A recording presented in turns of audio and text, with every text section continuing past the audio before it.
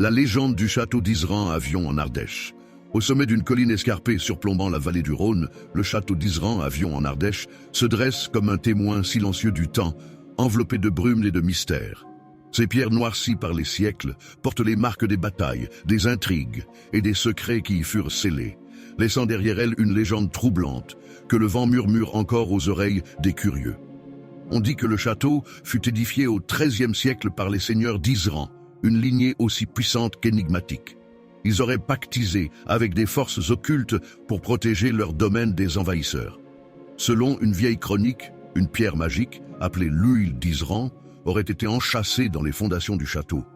Cette gemme légendaire, d'un éclat surnaturel, aurait le pouvoir de révéler les trésors cachés, mais aussi d'attirer les malédictions sur quiconque oserait la convoiter.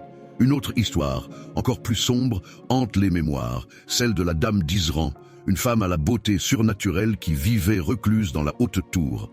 Certains prétendent qu'elle était une sorcière, d'autres une amante éplorée, condamnée à attendre un amour perdu.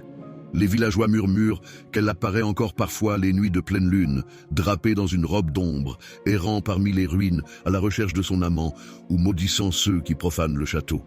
Mais ce n'est pas tout. Une vieille légende parle d'un trésor inestimable dissimulé dans les entrailles du château. Un butin amassé par les seigneurs avant leur mystérieuse disparition. Les plus courageux qui s'y sont aventurés rapportent avoir entendu des chuchotements dans les murs, vu des ombres danser à la lueur vacillante de leurs torches. Tous ont fui avant de trouver quoi que ce soit, hantés par des visions inexplicables. Aujourd'hui, les ruines du château d'Isran attirent les voyageurs et les rêveurs. Certains viennent pour la beauté sauvage du lieu, d'autres pour défier les légendes. Mais rares sont ceux qui osent s'attarder à la nuit tombée, de peur que le passé ne s'éveille et que les secrets enfouis sous les pierres ne se dévoilent à eux, à un prix qu'ils ne pourraient payer.